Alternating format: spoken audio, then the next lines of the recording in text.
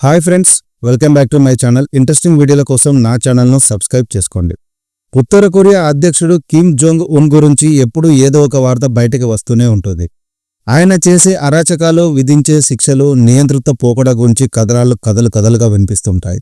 ఈ క్రమంలోనే తాజాగా మరొక విషయం వెలుగులోకి వచ్చింది. కిమ్ జోంగ్ ఉన్ను సుఖపెట్టడానికి ఏడాదికి 25 మంది యువతులు కావాలని తాజా కథనం వెల్లడించింది.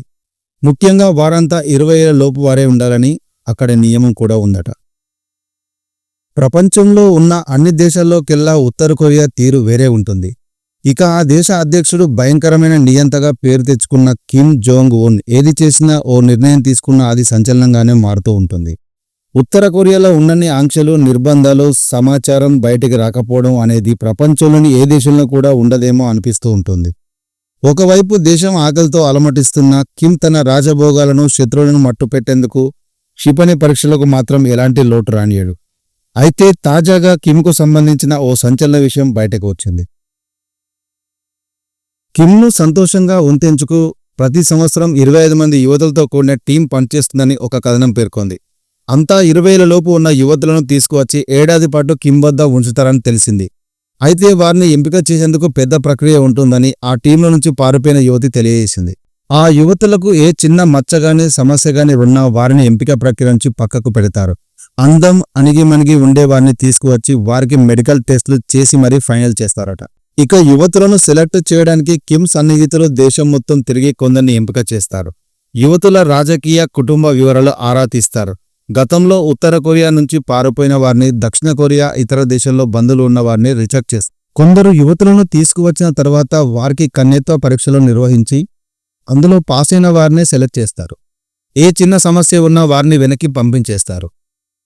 చివరికి 25 మందినే సెలెక్ట్ చేసి వారిని రాజధాని ప్యాంగాంగ్కు పంపిస్తారు. వారు చేయాల్సిన పని అంతా కిమ్ను అన్ని రకాలుగా సుఖపెట్టడమేనట. ఆ టీంల నుంచి పారిపోయిన పార్క్ అనే యువతి అంతర్జాతీయ మీడియాకు ఈ వివరాలన్నీ వెల్లడించింది. ఆ 25 మంది యువతులను 3 టీంలుగా వేరు చేస్తారు. కిమ్కు మసాజ్ చేసేందుకు ఒక టీం, పాటలు పాడి డ్యాన్స్ చేయడానికి మరో టీంను పక్కన పెడతారు. ఇక చివరగా 3వ టీం మొత్తం కిమ్తో లైంగిక ప్రక్రియలో పాల్గొనేందుకు తయారు చేస్తారు. అత్యంత అందంగా ఉన్న అమ్మాయిలను మాత్రమే ఈ 3వ కేటగిరీలోకి తీసుకుంటారు. అయితే ఆ యువతులకు 20 ఏళ్లు వచ్చే వరకు ఆ బృందంలోనే ఉంచుతారు. వారికి 20 దాటితే వారిని కిమ్ బాడీగార్డులకు ఇచ్చి పెళ్లి చేస్తారని పార్క్ తెలిపింది. కిమ్ దగ్గరికి యువతులను పంపించేందుకు వారి కుటుంబ సభ్యులు కూడా అంగీకారం తెలుపుతారని తెలుస్తోంది.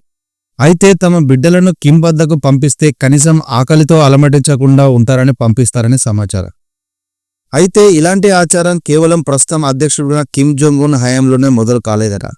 ఇది 1970ల నుంచే అక్కడి అధ్యక్షులు ఇలా యువతలను ఎంపిక చేయడం ఉందని తెలుస్తోంది.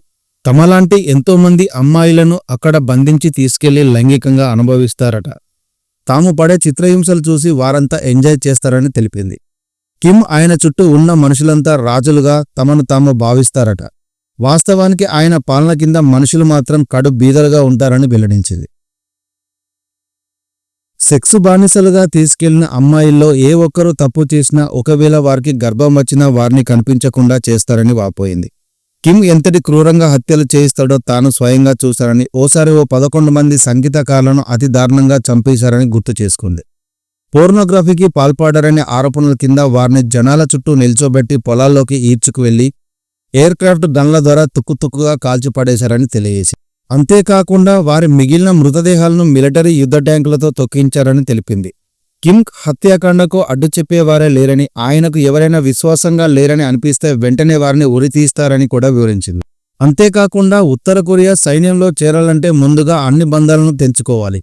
ఇల్లు, భార్యాపిల్లలు అన్నిటినీ వదులుకోవాలి. సైన్యంలో వాళ్లకు బ్రెయిన్ వాష్ చేస్తారు. కిమ్ జోంగ్ ఉన్ కోసం అవసరమైతే తమ ప్రాణాలను కూడా త్యాగం చేయాల్సిందిగా వాళ్ళని ట్రైన్ చేస్తారు. ఉత్తర కొరియా దృష్టిలో యుద్ధంలో పట్టుబడడం అంటే రాజద్రోహానికి పాల్పడినట్టే. ఆఖరి తూట వరకు కూడా సైనికుడు పోరాడి తీరాల్సింది. ఉత్తర కొరియా అధ్యక్షుడు కిమ్ జోంగ్ ఉన్ తమ దేశ సైనిక బలగంపై ఫోకస్ పెట్టాడు. ఇప్పటికే పలు మిసైల్స్ను ఆయన పరీక్షించారు. తాజాగా అత్యాధునిక డ్రోన్ల పనితీరును పర్యవేక్షించారు. ఏ సాంకేతికతతో కూడిన ఆత్మాహుతి డ్రోన్లను ఉత్తర కొరియా తయారు చేసినట్లు అక్కడి మీడియా వెల్లడించింది.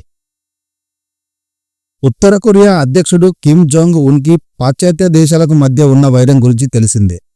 ఈ క్రమంలోనే రష్యాకు చేరువయ్యారు ఆయన. అయితే మిత్రదేశం రష్యా కోసం ఇప్పుడు ఆయన ఎంతకైనా తెగించడానికి వెనుకాడడం లేదు. ఈ క్రమంలోనే తన సైన్యాన్ని బలిపెడుతున్నాడనే విమర్శలు కూడా వెల్లువెత్తుతున్నాయి. రష్యాకు మద్దతుగా ఉత్తర కొరియా సైనికులు ఉక్రెయిన్ యుద్ధంలో పాల్గొంటున్నారు. అయితే ఇటు ఉక్రెయిన్కు గాని అటు రష్యా గాని ఈ విషయాన్ని కొట్టిపారేస్తుంది. మరోవైపు ఉక్రెయిన్ సైన్యానికి పట్టుబడడం ఇష్టం లేక తమను తాము పేల్చేసుకొని ఆత్మాహుతి దాడులకు పాల్పడుతున్నారు ఉత్తర కొరియా సైనికులు.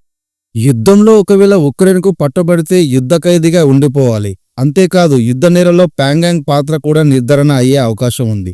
అందుకే పట్టుబడి ఉక్రెయిన్లో యుద్ధ ఖైదీలో ఉండడం కన్నా ఆత్మాహుతికి పాల్పడడం మేలని వాళ్ళు భావిస్తున్నారు అని కిమ్ వర్గాలు భావిస్తున్నారు. పట్టుబడకుండా ప్రాణం తీసుకోవడం ఇదే నార్త్ కొరియా సైనికులకు నేర్పేదని మాజీ సైనికుడు తెలియజేశాడు.